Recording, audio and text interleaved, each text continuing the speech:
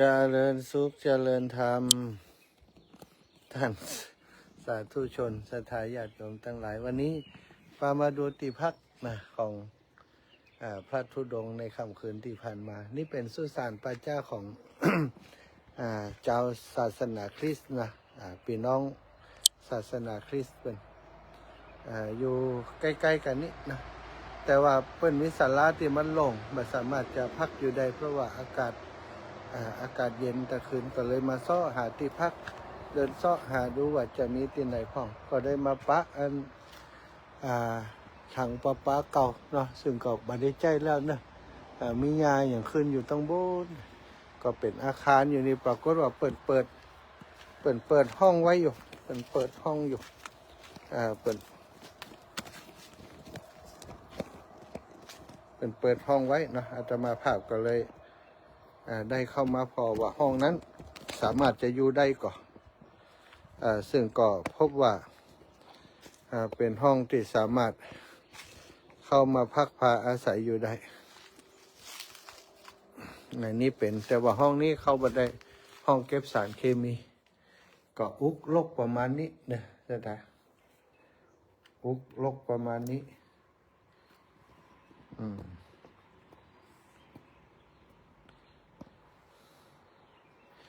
จะพาไปดูอีกห้องหนึ่งก็มีอีกห้องหนึ่งที่ดูแล้วว่าสามารถพักอยู่ได้ นี่ก็เป็นห้องควบคุมการผลิตเลยได้มา เปิดห้องอยู่แต่ว่าห้องนี้ก็หลังคาก็พวกมุดนะไม่ตกใส่มาดูแล้วแต่ว่านี้ก็มีเศษของที่มันตกหล่วงจากหลังคามาตลอดถึงขยะใบไม้อย่างต่างๆอยู่เต็มไปหมดสถานญาติโยมแต่มาภาพก็เลยว่าต้องหาทางในการที่จะ อยู่ตรงนี้อย่างใดพ่องเนาะได้อย่างใดพ่องที่จะอยู่ตรงนี้ได้ก็ต้องเพี้ยวพัดไม่กวาดแบบนี้เอาไม้เนี่ยเนาะหิ้วไปถูไปแล้วก็ได้จัดอันกางเต้นพอได้กางเต้นแต่ว่ากางเต้นก็ต้องใจอันใบตองปูก่อนเพราะมันรู้สึกว่าตีมัน มีตีมันก็สกปรกเหลือเกินเนาะเลยใจใบตองปู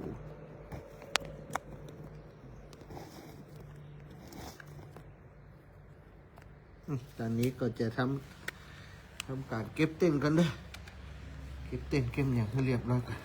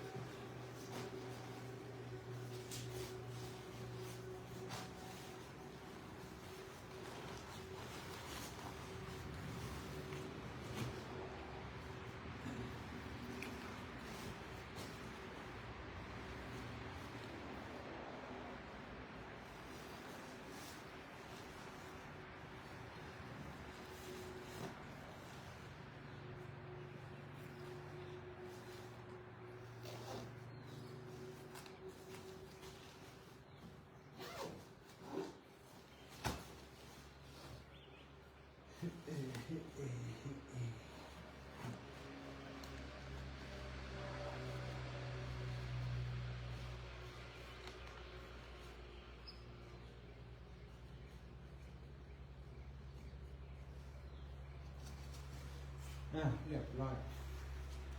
เรียบร้อยเรียบร้อยพร้อมเดินทาง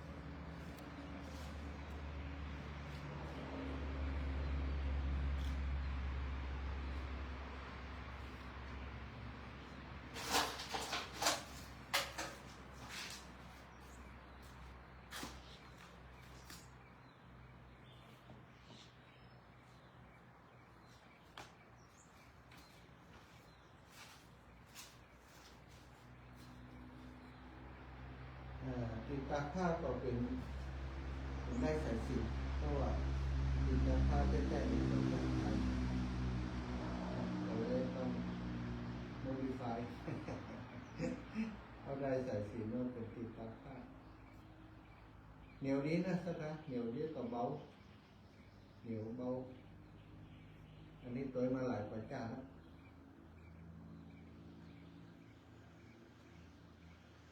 มีติดตาผ้าดีๆก็เอาไปลืมสมน้ำหน้าตัวเก่าไปดูแลตัวเอง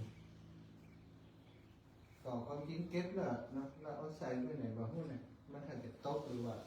เอาลืมละติดประจาผมจะจำได้ว่าเก็บแล้วเก็บทุกวันตอนเย็นต้องคือถ้าพักที่ไหนจะจำเป็นต้องมีเนื่องจากว่าเหงื่อมันเปียกเนาะเปียกผ้าทั้งหมดก็ต้องเอาผ้าตีนุ่งนะเอาผ้าตากไว้ยังไว้เอาผ้าตากไว้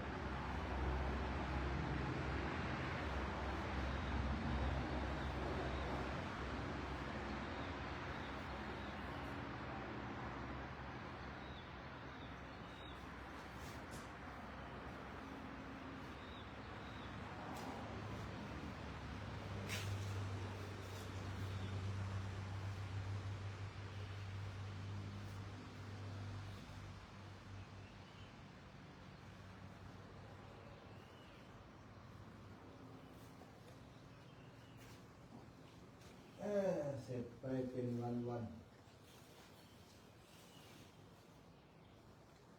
ไปเป็นวัน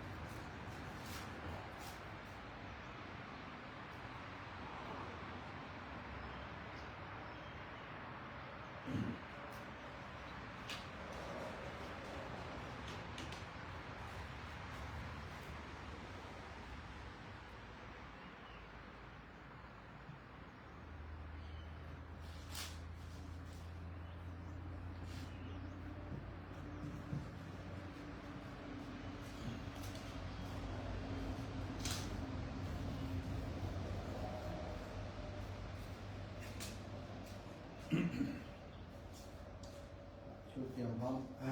เดี๋ยวว่าวันนี้เรียบร้อยแล้วเนาะขอบคุณเจ้าของห้องเนอะเจ้าของห้องนี่เป็นซึ่งเราได้แจ้งแล้วเนาะได้อาศัยในคำคืนที่ผ่านมา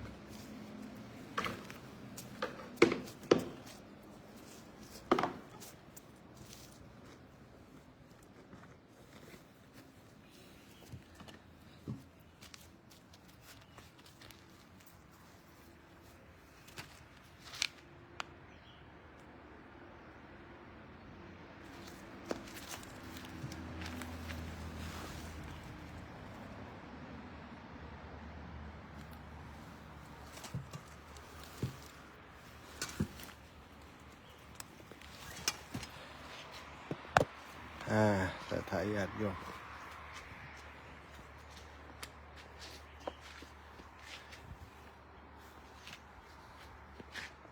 จะปลาเที่ยวปลาแอวดูสถานที่แถวนี้สักเล็กน้อยเนาะ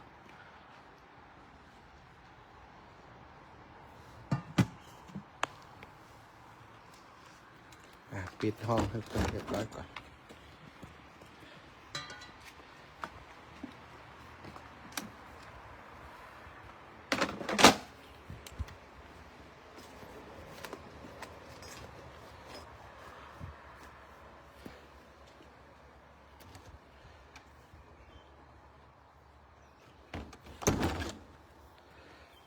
สถาญาติโยมแต่ว่าได้ยืมเก้าอี้ปุ่นมา2 ตัว เก้าอี้จากศาลาปุ่นเอาไปคืนก่อนทุกอย่างต้องอยู่ในสภาพปกติ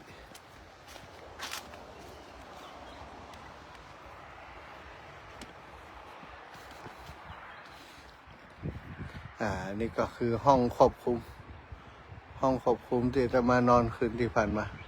ห้องควบคุมของระบบประปาซึ่งมาใจแล้วเนาะเป็นไทยจะทำตีใหม่ละตรงนี้ก็ไม่ได้ใจละแต่สถานที่แห่งนี้น่าจะพัฒนาต่อไปตั้งนานเพราะดูแล้วนี่เปิ่นทำผนังกันน้ำอย่างดีนี่ก็คือสุสานป่าจ้าพี่น้องคนจีนที่ว่าสุสานจีนนี่ก็ลังทำไฟต่อไฟมาสุสานคนจีน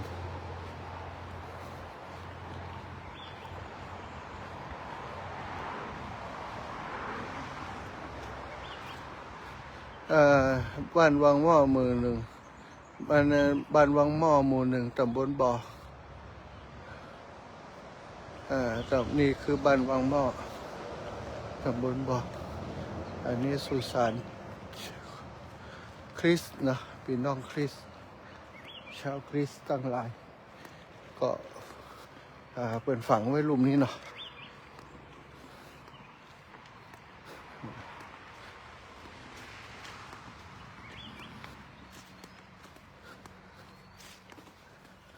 อ้าวเอาเก้าอี้มาส่งแล้วเก้าอี้ยืมของเปิ้นไปเรียบร้อย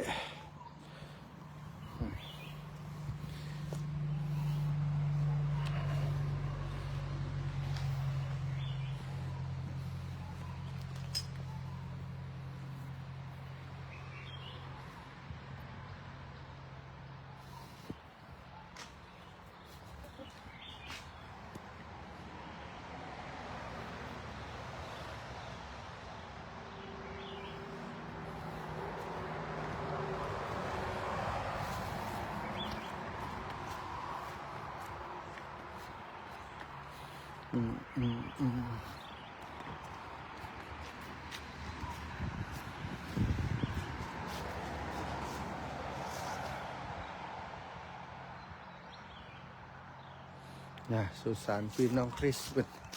เนาะอันนี้ก็ได้มาแอวมาชมด้วยกันแล้วเนาะต่อจากนี้ก็จะเดินต่อไปเดินบิณฑบาตต่อไปมาถึงนี่ขำไปน้อยสถามาถึงนี่มันขำแล้วก็เลยบ่ได้บันทึกภาพอย่างเก็บไว้ตอนขำตอนคืนตะผ่านมาตอนเจ้าก็เอามาบันทึกภาพของสถาได้ครับ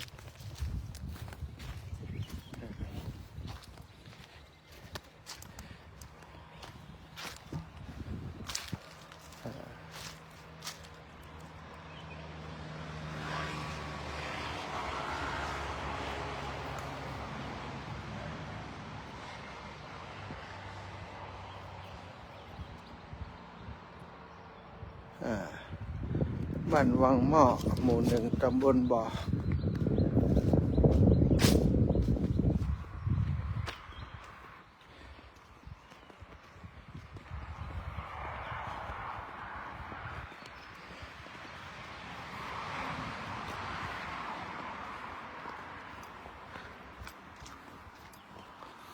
อนอนสงบเงียบอยู่ในดินพุ่นเนาะบ่มี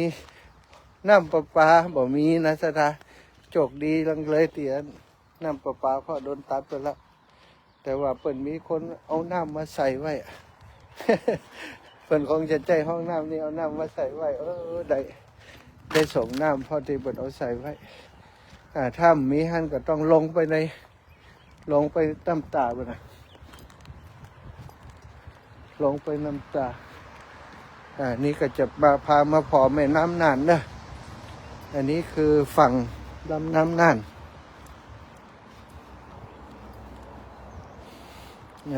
ฝั่งน้ำน่านแถวนี้แต่ฝั่งมันโยดเป็นก็เลยของงบมามันจะมีปัญหากับหนทางเพราะหนทางหลวงอยู่ทั้งพุ่นนี่เปิ่นใจพนังกันเนาะโหอันนี้ก็จะปลอดภัยแล้วทีนี้แม่น้ำน่านแต่ถ้าตอนเจ้าน้ำคุณเป็นอย่างมโหตะคืนตอนตะวันนี่น้ำใสนะตอนเย็นนี่น้ำใสอาบได้แต่ว่าไม่ได้ลงไปอาบเพราะมันค่ำแล้ว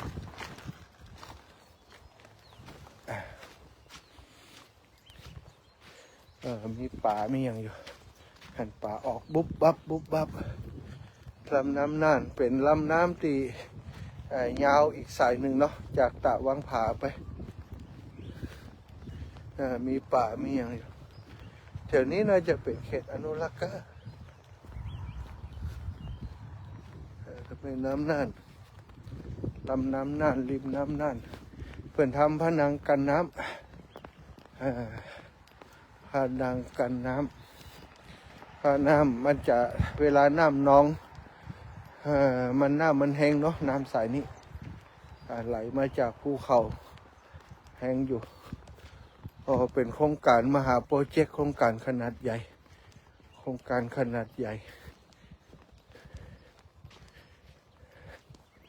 อันนี้คือสายน้ำน่าน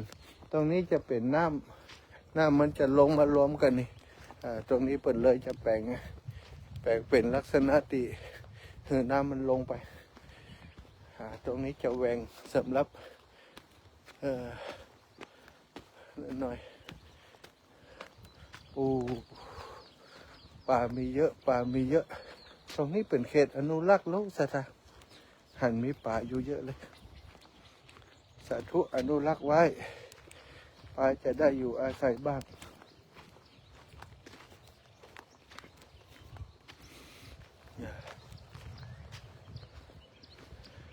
สุดยาวเป็นน่าจะกิโลกว่าเนาะเป็นกิโลละที่เป็นกันไว้โอ้ป่าเยอะแยะไปหมด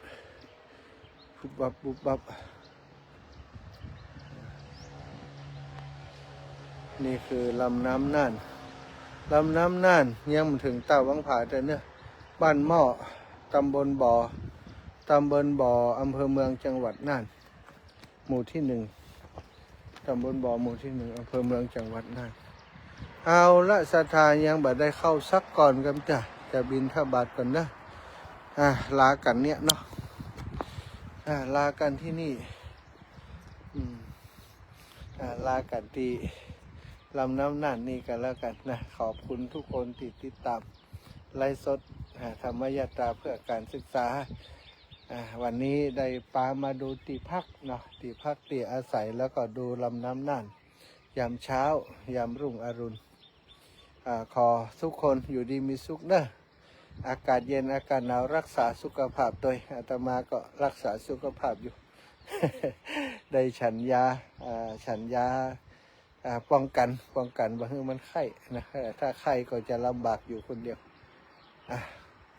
อายุวันโนสุขังพลังเดินธุดงค์ต่อกันนะ